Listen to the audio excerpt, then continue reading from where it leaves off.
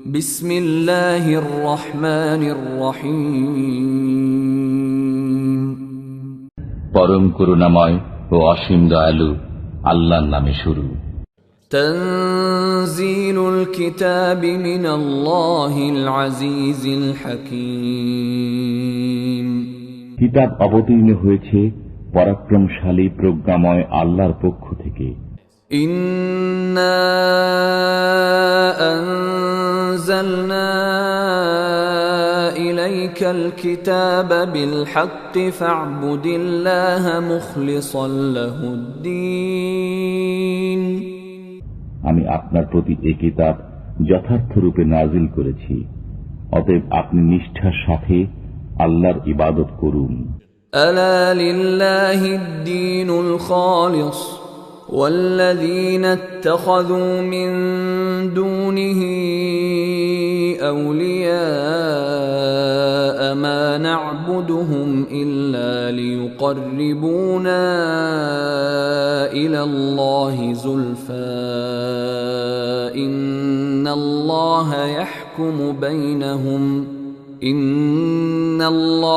يحكم بينهم فيما هم فيه يختلفون إن الله لا يهدي من هو كاذب كفار। জেনে রাখুন, নিষ্ঠাপূর্ণ ইবাদত আল্লাহরই নিমিত্ত, যারা আল্লাহ ব্যতীত অপরকে উপাস্যরূপে গ্রহণ করে রেখেছে এবং বলে যে আমরা তাদের ইবাদত এজন্যই করি যেন তারা আমাদেরকে আল্লাহর নিকটবর্তী করে দেয়। নিশ্চয়ই আল্লাহ তাদের মধ্যে তাদের পারস্পরিক বিরোধপূর্ণ বিষয়ে ফয়সালা করে দেবেন। আল্লাহ মিথ্যাবাদী কাফিরকে সৎ পথে পরিচালিত করেন না। لو أراد الله أن يتخذ ولدا لاصطفى مما يخلق ما يشاء سبحانه هو الله الواحد القهار। আল্লাহ যদি সন্তান গ্রহণ করার ইচ্ছা করতেন তবে তার সৃষ্টির মধ্য থেকে যা কিছু ইচ্ছা মনোনীত করতেন। তিনি পবিত্র, তিনি আল্লাহ এক পরাক্রমশালী। خلق السماوات والأرض بالحق يكور الليل على النهار ويكور النهار على الليل وسخر الشمس والقمر كل يجري لأجل مسمى ألا هو العزيز الغفار। তিনি আসমান ও জমিন সৃষ্টি করেছেন যথাযথভাবে। তিনি রাত্রিকে দিবস দ্বারা আচ্ছাদিত করেন এবং দিবসকে রাত্রি দ্বারা আচ্ছাদিত করেন, এবং তিনি সূর্য ও চন্দ্রকে কাজে নিযুক্ত করেছেন। প্রত্যেকে বিচরণ করে নির্দিষ্ট সময়কাল পর্যন্ত।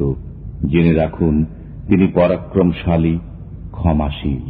خلقكم من نفس واحدة ثم جعل منها زوجها وأنزل لكم من الأنعام 8 أزواج يخلقكم في بطون أمهاتكم خلقا من بعد خلق في ظلمات 3 ذلكم الله ربكم له الملك لا إله إلا هو فأنا تصرفون। তিনি সৃষ্টি করেছেন তোমাদেরকে একই ব্যক্তি থেকে, অতঃপর তা থেকে তার যুগল সৃষ্টি করেছেন, এবং তিনি তোমাদের জন্য 8 প্রকার চতুষ্পদ জন্তু অবতীর্ণ করেছেন। তিনি তোমাদেরকে সৃষ্টি করেছেন তোমাদের মাতৃগর্ভে পর্যায়ক্রমে একের পর এক ত্রিবিধ অন্ধকারে। তিনি আল্লাহ তোমাদের পালন কর্তা, সাম্রাজ্য তাঁরই, তিনি ব্যতীত কোনো উপাস্য নেই। অতএব তোমরা কোথায় বিভ্রান্ত হচ্ছ?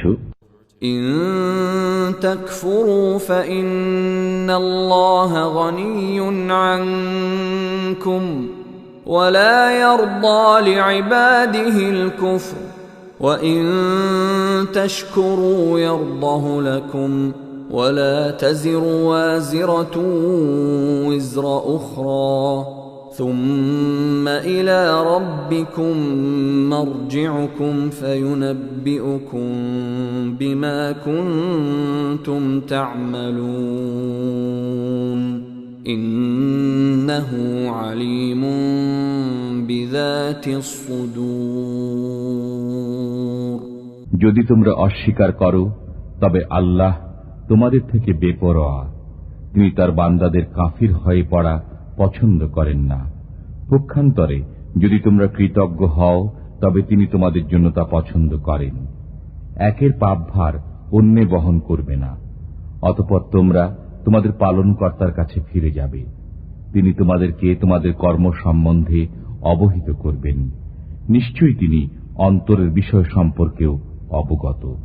وَإِذَا مَسَّ الْإِنسَانَ ضُرٌّ دَعَا رَبَّهُ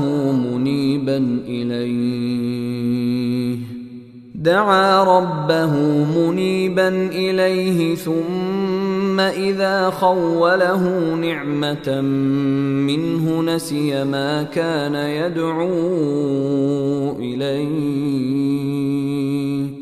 نسي ما كان يدعو إليه من قبل وجعل لله أندادا ليضل عن سبيله قل تمتع بكفرك قليلا إنك من أصحاب النار যখন মানুষকে দুঃখ কষ্ট স্পর্শ করে তখন সে একাগ্র চিত্তে তার পালনকর্তাকে ডাকে। অতঃপর তিনি যখন তাকে নিয়ামত দান করেন তখন সে কষ্টের কথা বিস্মৃত হয়ে যায় যার জন্য পূর্বে ডেকেছিল এবং আল্লাহর সমকক্ষ স্থির করে, যাতে করে অপরকে আল্লাহর পথ থেকে বিভ্রান্ত করে। বলুন, তুমি তোমার কুফর সহকারে কিছুকাল জীবন উপভোগ করে নাও, নিশ্চয়ই তুমি জাহান্নামীদের অন্তর্ভুক্ত। أَمَّنْ هُوَ قَانِتٌ آنَاءَ اللَّيْلِ سَاجِدًا وَقَائِمًا يَحْذَرُ الْآخِرَةَ وَيَرْجُو رَحْمَةَ رَبِّهِ قُلْ هَلْ يَسْتَوِي الَّذِينَ يَعْلَمُونَ وَالَّذِينَ لَا يَعْلَمُونَ إِنَّمَا يَتَذَكَّرُ أُولُو الْأَلْبَابِ যে ব্যক্তি রাত্রিকালে সিজদার মাধ্যমে অথবা দাঁড়িয়ে ইবাদত করে, পরকালের আশঙ্কা রাখে এবং তার পালনকর্তার রহমত প্রত্যাশা করে, সে কি তার সমান যে এরূপ করে না? বলুন, যারা জানে এবং যারা জানে না তারা কি সমান হতে পারে? চিন্তা ভাবনা কেবল তারাই করে যারা বুদ্ধিমান। قُلْ يَا عِبَادِي الَّذِينَ آمَنُوا اتَّقُوا رَبَّكُمْ لِلَّذِينَ أَحْسَنُوا فِي هَذِهِ الدُّنْيَا حَسَنَةٌ وَأَرْضُ اللَّهِ وَاسِعَةٌ إِنَّمَا يُوَفَّى الصَّابِرُونَ أَجْرَهُم بِغَيْرِ حِسَابٍ বলুন, হে আমার বিশ্বাসী বান্দাগণ, তোমরা তোমাদের পালনকর্তাকে ভয় করো। যারা এই দুনিয়াতে সৎ কাজ করে তাদের জন্য রয়েছে পুণ্য। আল্লাহর পৃথিবী প্রশস্ত। যারা সবরকারী তারাই তাদের পুরস্কার পায় অগণিত। قُلْ إِنِّي أُمِرْتُ أَنْ أَعْبُدَ اللَّهَ مُخْلِصًا لَهُ الدِّينَ বলুন, আমি নিষ্ঠার সাথে আল্লাহর ইবাদত করতে আদিষ্ট হয়েছি। وَأُمِرْتُ لِأَنْ أَكُونَ أَوَّلَ الْمُسْلِمِينَ আরো আদিষ্ট হয়েছি সর্বপ্রথম নির্দেশ পালনকারী হওয়ার জন্য। قُلْ إِنِّي أَخَافُ إِنْ عَصَيْتُ رَبِّي عَذَابَ يَوْمٍ عَظِيمٍ বলুন, আমি আমার পালনকর্তার অবাধ্য হলে এক মহাদিবসের শাস্তির ভয় করি। قُلِ اللَّهَ أَعْبُدُ مُخْلِصًا لَهُ دِينِي বলুন, আমি নিষ্ঠার সাথে আল্লাহ তাআলার ইবাদত করি। فاعبدوا ما شئتم من دونه قل إن الخاسرين الذين خسروا أنفسهم وأهليهم يوم القيامة ألا ذلك هو الخسران المبين। অতএব তোমরা আল্লাহর পরিবর্তে যার ইচ্ছা তার ইবাদত করো। বলুন, কিয়ামতের দিন তারাই বেশি ক্ষতিগ্রস্ত হবে যারা নিজেদের ও পরিবারবর্গের তরফ থেকে ক্ষতিগ্রস্ত হবে। জেনে রাখো, এটাই সুস্পষ্ট ক্ষতি। লাহুম মিন ফাওকিহিম যুলালুম মিনান নারি ওয়া মিন তাহতিহিম যুলাল ذلك يخوف الله به عباده يا عباد فاتقون। তাদের জন্য উপর দিক থেকে এবং নিচের দিক থেকে আগুনের মেঘমালা থাকবে। এ শাস্তি দ্বারা আল্লাহ তার বান্দাদেরকে সতর্ক করেন যে, হে আমার বান্দাগণ, আমাকে ভয় করো। والذين اجتنبوا الطاغوت أن يعبدوها وأنابوا إلى الله لهم البشرى فبشر عباد। যারা শয়তানি শক্তির পূজা অর্চনা থেকে দূরে থাকে এবং আল্লাহ অভিমুখী হয়, তাদের জন্য রয়েছে সুসংবাদ। অতএব সুসংবাদ দিন আমার বান্দাদেরকে। الذين يستمعون القول فيتبعون أحسنه أولئك الذين هداهم الله وأولئك هم أولو الألباب। যারা মনোনিবেশ সহকারে কথা শুনে অতঃপর যা উত্তম তার অনুসরণ করে, তাদেরকেই আল্লাহ সৎপথ প্রদর্শন করেন এবং তারাই বুদ্ধিমান। أفمن حق عليه كلمة العذاب أفأنت تنقذ من في النار। যার জন্য শাস্তির হুকুম অবধারিত হয়ে গেছে, আপনি কি সে জাহান্নামীকে মুক্ত করতে পারবেন? لكن الذين اتقوا ربهم لهم غرف من فوقها غرف مبنية تجري من تحتها الأنهار وعد الله لا يخلف الله الميعاد। কিন্তু যারা তাদের পালনকর্তাকে ভয় করে, তাদের জন্য নির্মিত রয়েছে প্রাসাদের উপর প্রাসাদ, এগুলোর তলদেশে নদী প্রবাহিত। আল্লাহ প্রতিশ্রুতি দিয়েছেন, আল্লাহ প্রতিশ্রুতির খেলাপ করেন না। ألم تر أن الله أنزل من السماء ماء فسلكه ينابيع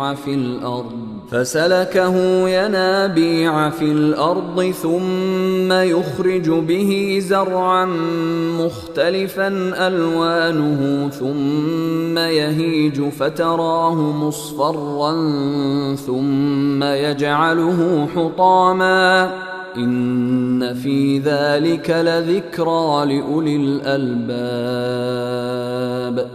তুমি কি দেখোনি যে আল্লাহ আকাশ থেকে পানি বর্ষণ করেছেন, অতঃপর সে পানি জমিনের ঝর্ণাসমূহে প্রবাহিত করেছেন, এরপর তা দ্বারা বিভিন্ন রঙের ফসল উৎপন্ন করেন, অতঃপর তা শুকিয়ে যায়, ফলে তোমরা তা পীতবর্ণ দেখতে পাও। এরপর আল্লাহ তাকে খড়কুটায় পরিণত করে দেন। নিশ্চয়ই এতে বুদ্ধিমানদের জন্য উপদেশ রয়েছে। أفمن شرح الله صدره للإسلام فهو على نور من ربه فويل للقاسية قلوبهم من ذكر الله أولئك في ضلال مبين। আল্লাহ যার বক্ষ ইসলামের জন্য উন্মুক্ত করে দিয়েছেন, অতঃপর সে তার পালনকর্তার পক্ষ থেকে আগত আলোর মাঝে রয়েছে, সে কি তার সমান যে এরূপ নয়? যাদের অন্তর আল্লাহ স্মরণের ব্যাপারে কঠোর, তাদের জন্য দুর্ভোগ, তারা সুস্পষ্ট গোমরাহিতে রয়েছে। الله نزل أحسن الحديث كتابا متشابها مثانية تقشعر منه جلود الذين يخشون ربهم ثم تلين جلودهم وقلوبهم إلى ذكر الله ذلك هدى الله يهدي به من يشاء ومن يضلل الله فما له من هاد আল্লাহ উত্তম বাণী তথা কিতাব নাজিল করেছেন, যা সামঞ্জস্যপূর্ণ, পুনঃ পুনঃ পঠিত। এতে তাদের লোম কাঁটা দিয়ে উঠে চামড়ার উপর, যারা তাদের পালনকর্তাকে ভয় করে। এরপর তাদের চামড়া ও অন্তর আল্লাহর স্মরণে বিনম্র হয়। এটাই আল্লাহর পথ নির্দেশ। এর মাধ্যমে আল্লাহ যাকে ইচ্ছা পথ প্রদর্শন করেন, আর আল্লাহ যাকে গোমরাহ করেন তার কোনো পথ প্রদর্শক নেই। أفمن يتقي بوجهه سوء العذاب يوم القيامة وقيل للظالمين ذوقوا ما كنتم تكسبون যে ব্যক্তি কিয়ামতের দিন তার মুখ দ্বারা অশুভ আযাব ঠেকাবে এবং এরূপ জালিমদেরকে বলা হবে, তোমরা যা করতে তার স্বাদ আস্বাদন করো, সে কি তার সমান যে এরূপ নয়? كذب الذين من قبلهم فأتاهم العذاب من حيث لا يشعرون তাদের পূর্ববর্তীরাও মিথ্যারোপ করেছিল, ফলে তাদের কাছে আযাব এমন ভাবে আসলো যা তারা কল্পনাও করত না। فأذاقهم الله الخزي في الحياة الدنيا ولعذاب الآخرة أكبر لو كانوا يعلمون অতঃপর আল্লাহ তাদেরকে পার্থিব জীবনে লাঞ্ছনার স্বাদ আস্বাদন করালেন, আর পরকালের আযাব হবে আরো গুরুতর যদি তারা জানত। ولقد ضربنا للناس في هذا القرآن من كل مثل لعلهم يتذكرون আমি এই কোরআনে মানুষের জন্য সব দৃষ্টান্তই বর্ণনা করেছি, যাতে তারা অনুধাবন করে। قرآنا عربيا غير ذي عوج لعلهم يتقون আরবি ভাষায় এই কোরআন বক্রতা মুক্ত, যাতে তারা সাবধান হয়ে চলে। ضرب الله مثلا رجلا فيه شركاء متشاكسون ورجلا سلما لرجل هل يستويان مثلا الحمد لله بل أكثرهم لا يعلمون আল্লাহ এক দৃষ্টান্ত বর্ণনা করেছেন। একটি লোকের উপর পরস্পর বিরোধী অনেক কয়েকজন মালিক রয়েছে, আরেক ব্যক্তির প্রভু মাত্র একজন, তাদের উভয়ের অবস্থা কি সমান? সমস্ত প্রশংসা আল্লাহর, কিন্তু তাদের অধিকাংশই জানে না। إنك ميت وإنهم ميتون নিশ্চয়ই তোমারও মৃত্যু হবে এবং তাদেরও মৃত্যু হবে। ثم إنكم يوم القيامة عند ربكم تختصمون অতঃপর কিয়ামতের দিন তোমরা সবাই তোমাদের পালনকর্তার সামনে কথা কাটাকাটি করবে। فمن أظلم ممن كذب على الله وكذب بالصدق إذ جاءه أليس في جهنم مثوى للكافرين যে ব্যক্তি আল্লাহর বিরুদ্ধে মিথ্যা বলে এবং তার কাছে সত্য আগমন করার পর তাকে মিথ্যা সাব্যস্ত করে, তার চেয়ে অধিক জালিম আর কে হবে? কাফিরদের বাসস্থান জাহান্নামে নয় কি? والذي جاء بالصدق وصدق به أولئك هم المتقون যারা সত্য নিয়ে আগমন করেছে এবং সত্যকে সত্য মেনে নিয়েছে তারাই তো আল্লাহ ভীরু। لهم ما يشاءون عند ربهم ذلك جزاء المحسنين তাদের জন্য পালনকর্তার কাছে তাই রয়েছে যা তারা চাইবে, এটা সৎকর্মীদের পুরস্কার। ليكفر الله عنهم أسوأ الذي عملوا ويجزيهم أجرهم بأحسن الذي كانوا يعملون যাতে আল্লাহ তাদের মন্দ কর্মসমূহ মার্জনা করেন এবং তাদের উত্তম কর্মের পুরস্কার তাদেরকে দান করেন। أليس الله بكاف عبده ويخوفونك بالذين من دونه ومن يضلل الله فما له من هاد আল্লাহ কি তার বান্দার পক্ষে যথেষ্ট নন, অথচ তারা আপনাকে আল্লাহর পরিবর্তে অন্য উপাস্যদের ভয় দেখায়। আল্লাহ যাকে গোমরাহ করেন তার কোনো পথপ্রদর্শক নেই। ومن يهد الله فما له من مضل أليس الله بعزيز ذي انتقام আর আল্লাহ যাকে পথ প্রদর্শন করেন তাকে পথভ্রষ্টকারী কেউ নেই। আল্লাহ কি পরাক্রমশালী প্রতিশোধ গ্রহণকারী নন?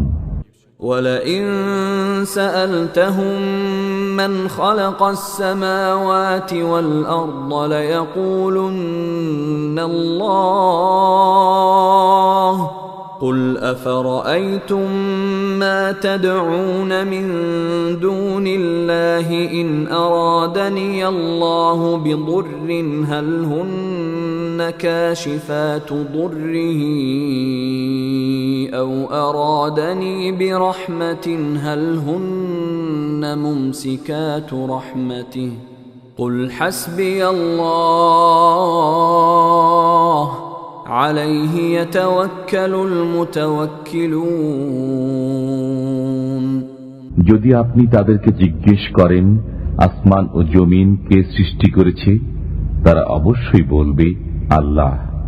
বলুন, তোমরা ভেবে দেখেছ কি যদি আল্লাহ আমার অনিষ্ট করার ইচ্ছা করেন তবে তোমরা আল্লাহ ব্যতীত যাদেরকে ডাকো তারা কি সে অনিষ্ট দূর করতে পারবে? অথবা তিনি আমার প্রতি রহমত করার ইচ্ছা করলে তারা কি সে রহমত রোধ করতে পারবে? বলুন, আমার পক্ষে আল্লাহ যথেষ্ট, নির্ভরকারীরা তাঁরই উপর নির্ভর করে। قل يا قوم اعملوا على مكانتكم إني عامل فسوف تعلمون বলুন, হে আমার কওম, তোমরা তোমাদের জায়গায় কাজ করো, আমিও কাজ করছি, সত্তরই জানতে পারবে। من يأتيه عذاب يخزيه ويحل عليه عذاب مقيم কার কাছে অবমাননাকর আযাব এবং চিরস্থায়ী শাস্তি নেমে আসে। إنا أنزلنا عليك الكتاب للناس بالحق فمن اهتدى فلنفسه ومن ضل فإنما يضل عليها وما أنت عليهم بوكيل আমি আপনার প্রতি সত্য ধর্ম সহ কিতাব নাজিল করেছি মানুষের কল্যাণ কল্পে। অতঃপর যে সৎ পথে আসে সে নিজের কল্যাণের জন্যই আসে, আর যে পথভ্রষ্ট হয় সে নিজেরই অনিষ্টের জন্য পথভ্রষ্ট হয়। আপনি তাদের জন্য দায়ী নন। الله يتوفى الأنفس حين موتها والتي لم تمت في منامها فيمسك التي قضى عليها الموت ويرسل الأخرى إلى أجل مسمى إن في ذلك لآيات لقوم يتفكرون আল্লাহ মানুষের প্রাণ হরণ করেন তার মৃত্যুর সময়, আর যে মরে না তার নিদ্রাকালে। অতঃপর যার মৃত্যু অবধারিত করেন তার প্রাণ ছাড়েন না এবং অন্যদের ছেড়ে দেন এক নির্দিষ্ট সময়ের জন্য। নিশ্চয়ই এতে চিন্তাশীল লোকদের জন্য নিদর্শনাবলী রয়েছে। أم اتخذوا من دون الله شفعاء قل أولو كانوا لا يملكون شيئا ولا يعقلون তারা কি আল্লাহ ব্যতীত সুপারিশকারী গ্রহণ করেছে? বলুন, তাদের কোনো এখতিয়ার না থাকলেও এবং তারা না বুঝলেও। قل لله الشفاعة جميعا له ملك السماوات والأرض ثم إليه ترجعون বলুন, সমস্ত সুপারিশ আল্লাহরই ক্ষমতাধীন। আসমান ও জমিনে তাঁরই সাম্রাজ্য, অতঃপর তাঁরই কাছে তোমরা প্রত্যাবর্তিত হবে। وَإِذَا ذُكِرَ اللَّهُ وَحْدَهُ اشْمَأَزَّتْ قُلُوبُ الَّذِينَ لَا يُؤْمِنُونَ بِالْآخِرَةِ وَإِذَا ذُكِرَ الَّذِينَ مِن دُونِهِ إِذَا هُمْ يَسْتَبْشِرُونَ যখন খাঁটিভাবে আল্লাহর নাম উচ্চারণ করা হয়, তখন যারা পরকালে বিশ্বাস করে না তাদের অন্তর সংকুচিত হয়ে যায়। আর যখন আল্লাহ ব্যতীত অন্য উপাস্যদের নাম উচ্চারণ করা হয়, তখন তারা আনন্দে উল্লসিত হয়ে ওঠে।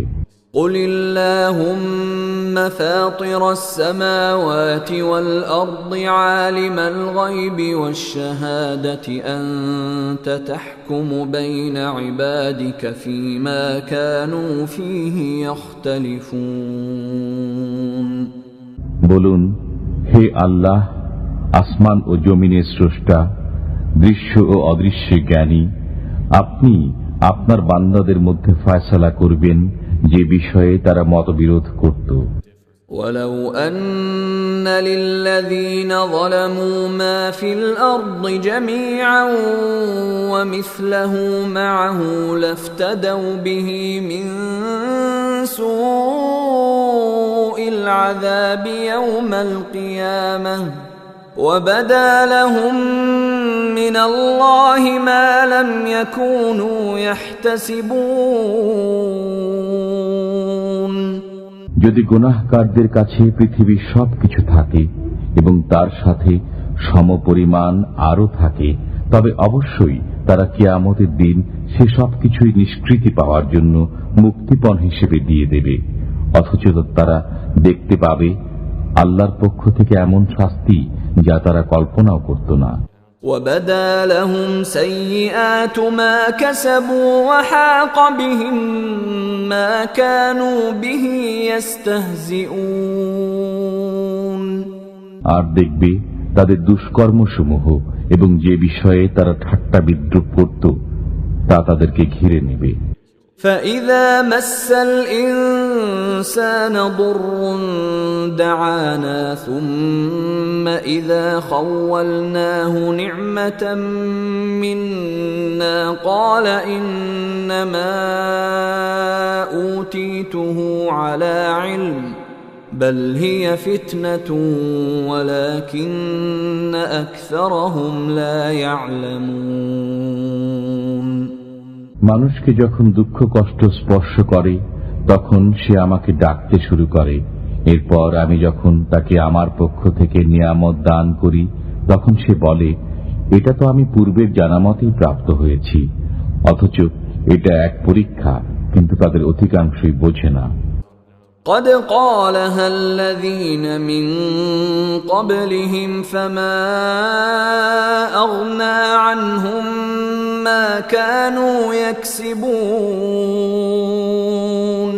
তাদের পূর্ববর্তীরাও তাই বলত, অতঃপর তাদের কৃতকর্ম তাদের কোনো উপকারে আসেনি। فأصابهم سيئات ما كسبوا والذين ظلموا من هؤلاء سيصيبهم سيئات ما كسبوا وما هم بمعجزين তাদের দুষ্কর্ম তাদেরকে বিপদে ফেলেছে।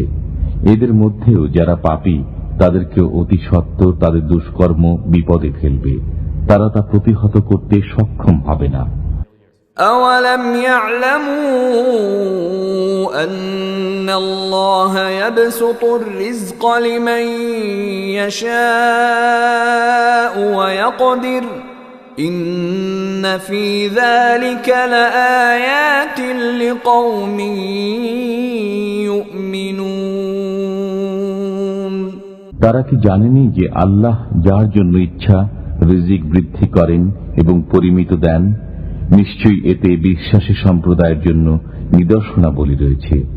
قل يا عبادي الذين أسرفوا على أنفسهم لا تقنطوا من رحمة الله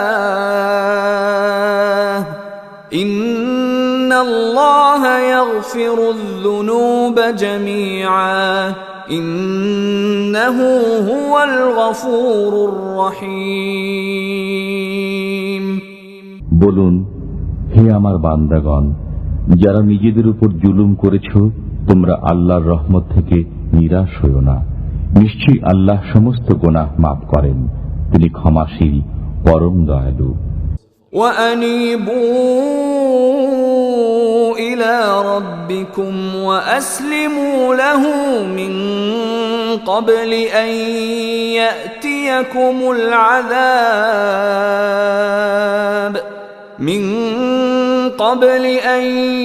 يأتيكم العذاب ثم لا تنصرون তোমরা তোমাদের পালনকর্তার অভিমুখী হও এবং তাঁর আজ্ঞাবহ হও তোমাদের কাছে আযাব আসার পূর্বে, এরপর তোমরা সাহায্য প্রাপ্ত হবে না। واتبعوا أحسن ما أنزل إليكم من ربكم من قبل أن يأتيكم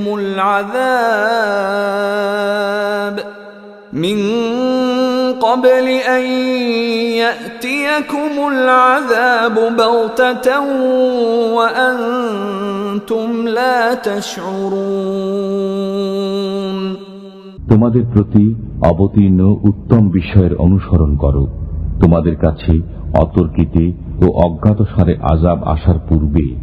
أن تقول نفس يا حسرتا على ما فرطت في جنب الله وإن كنت لمن الساخرين যাতে কেউ না বলে, হায় হায়, আল্লাহ সকাশে আমি কর্তব্যে অবহেলা করেছি এবং আমি ঠাট্টা বিদ্রুপকারীদের অন্তর্ভুক্ত ছিলাম।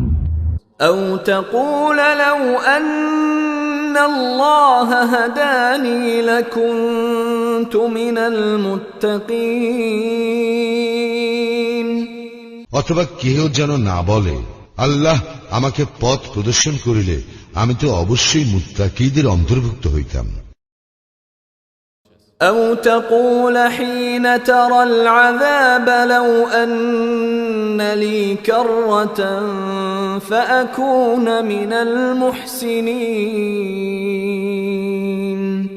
অথবা আযাব প্রত্যক্ষ করার সময় না বলে, যদি কোনরূপে একবার ফিরে যেতে পারি তবে আমি সৎকর্মপরায়ণ হয়ে যাব। بلى قد جاءتك آياتي فكذبت بها واستكبرت وكنت من الكافرين। হ্যাঁ, তোমার কাছে আমার নির্দেশ এসেছিল, অতঃপর তুমি তাকে মিথ্যা বলেছিলে, অহংকার করেছিলে এবং কাফিরদের অন্তর্ভুক্ত হয়ে গিয়েছিলে। ويوم القيامة ترى الذين كذبوا على الله وجوههم مسودة أليس في جهنم مثوى للمتكبرين। যারা আল্লাহর প্রতি মিথ্যা আরোপ করে, কিয়ামতের দিন আপনি তাদের মুখ কালো দেখবেন। অহংকারীদের আবাসস্থল জাহান্নামে নয় কি? وينجي الله الذين اتقوا بمفازتهم لا يمسهم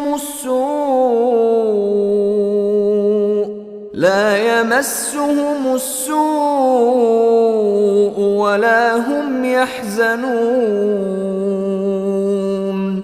আর যারা শিরক থেকে বেঁচে থাকত, আল্লাহ তাদেরকে সাফল্যের সাথে মুক্তি দেবেন, তাদেরকে অনিষ্ট স্পর্শ করবে না এবং তারা চিন্তিতও হবে না। আল্লাহু খালিকু কুল্লি শাইইন ওয়া হুয়া আলা কুল্লি শাইইন ওয়াকিল। আল্লাহ সবকিছু স্রষ্টা এবং তিনি সবকিছুর দায়িত্ব গ্রহণ করেন। লাহু মাকালিদুস সামাওয়াতি ওয়াল আরদ والذين كفروا بآيات الله أولئك هم الخاسرون। আসমান ও জমিনের চাবি তাঁরই নিকট, যারা আল্লাহর আয়াতসমূহকে অস্বীকার করে তারাই ক্ষতিগ্রস্ত। قل أفغير الله تأمروني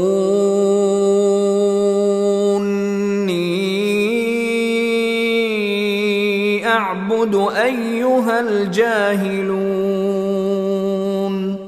বলুন, হে মূর্খরা, তোমরা কি আমাকে আল্লাহ ব্যতীত অন্যের ইবাদত করতে আদেশ করছো? ولقد أوحي إليك وإلى الذين من قبلك لئن أشركت ليحبطن عملك ولتكونن من الخاسرين। আপনার প্রতি এবং আপনার পূর্ববর্তীদের প্রতি প্রত্যাদেশ হয়েছে, যদি আল্লাহর শরীক স্থির করেন তবে আপনার কর্ম নিষ্ফল হবে এবং আপনি ক্ষতিগ্রস্তদের একজন হবেন। বলিল্লাহ ফা'বুদ ওয়া কুন মিনাশ শাকিরিন। বরং আল্লাহর ইবাদত করুন এবং কৃতজ্ঞদের অন্তর্ভুক্ত থাকুন। وما قدروا الله حق قدره والأرض جميعا قبضته يوم القيامة والسماوات مطويات بيمينه سبحانه وتعالى عما يشركون। তারা আল্লাহকে যথার্থ রূপে বুঝেনি। কিয়ামতের দিন গোটা পৃথিবী থাকবে তার হাতের মুঠোতে এবং আসমানসমূহ ভাঁজ করা অবস্থায় থাকবে তার ডান হাতে। তিনি পবিত্র, আর এরা যাকে শরীক করে তা থেকে তিনি অনেক ঊর্ধ্বে। ونفخ في الصور فصعق من في السماوات ومن في الأرض إلا من شاء الله ثم نفخ فيه أخرى فإذا هم قيام ينظرون। সিংগায় ফুঁক দেওয়া হবে, ফলে আসমান ও জমিনে যারা আছে সবাই বেহুশ হয়ে যাবে, তবে আল্লাহ যাকে ইচ্ছা করেন। অতঃপর আবার সিংগায় ফুঁক দেওয়া হবে, তৎক্ষণাৎ তারা দণ্ডায়মান হয়ে দেখতে থাকবে। وأشرقت الأرض بنور ربها ووضع الكتاب وجيء بالنبيين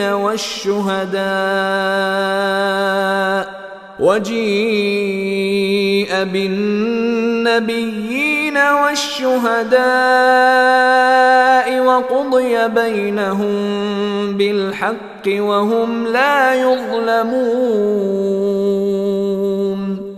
পৃথিবী তার পালনকর্তার নূরে উদ্ভাসিত হবে, আমল নামা স্থাপন করা হবে, পয়গম্বরগণ ও সাক্ষীগণকে আনা হবে এবং সকলের মধ্যে ন্যায় বিচার করা হবে, তাদের প্রতি জুলুম করা হবে না। ووفيت كل نفس ما عملت وهو أعلم بما يفعلون প্রত্যেকে যা করেছে তার পূর্ণ প্রতিফল দেওয়া হবে। তারা যা কিছু করে সে সম্পর্কে আল্লাহ সম্যক অবগত। وسيق الذين كفروا إلى جهنم زمرا حتى إذا جاءوها فتحت أبوابها وقال لهم خزنتها ألم يأتكم رسل منكم يتلون عليكم آيات ربكم وينذرونكم لقاء يومكم هذا قالوا بلى ولكن حقت كلمة العذاب على الكافرين কাফিরদেরকে জাহান্নামের দিকে দলে দলে হাঁকিয়ে নেওয়া হবে। তারা যখন সেখানে পৌঁছবে তখন তার দরজাসমূহ খুলে দেওয়া হবে এবং জাহান্নামের রক্ষীরা তাদেরকে বলবে, তোমাদের কাছে কি তোমাদের মধ্য থেকে পয়গম্বর আসেনি যারা তোমাদের কাছে তোমাদের পালনকর্তার আয়াতসমূহ আবৃত্তি করত এবং সতর্ক করত এ দিনের সাক্ষাতের ব্যাপারে? তারা বলবে, হ্যাঁ, কিন্তু কাফিরদের প্রতি শাস্তির হুকুমই বাস্তবায়িত হয়েছে।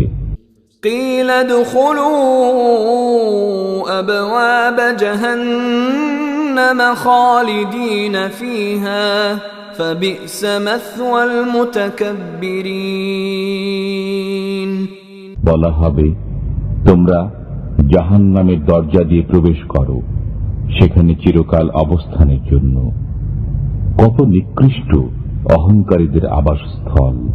وسيق الذين اتقوا ربهم إلى الجنة زمرا حتى إذا جاءوها وفتحت أبوابها وقال لهم خزنتها سلام عليكم طبتم فادخلوها خالدين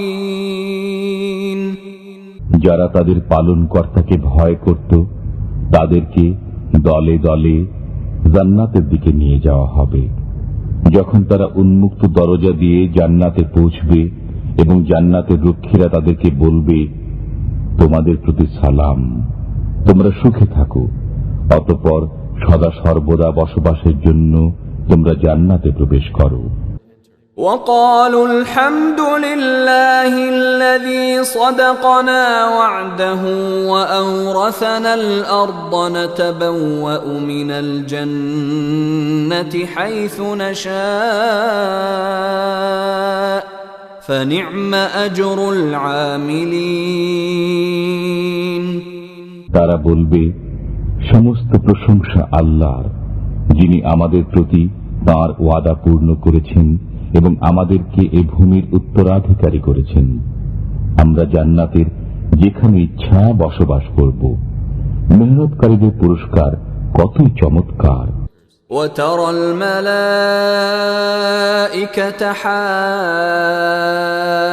حافين من حول العرش يسبحون بحمد ربهم وقضي بينهم بالحق وقيل الحمد لله رب العالمين। আপনি ফেরেশতাগণকে দেখবেন, তারা আরশের চারপাশ ঘিরে তাদের পালনকর্তার পবিত্রতা ঘোষণা করছে। তাদের সবার মাঝে ন্যায় বিচার করা হবে। বলা হবে, সমস্ত প্রশংসা বিশ্বপালক আল্লাহর।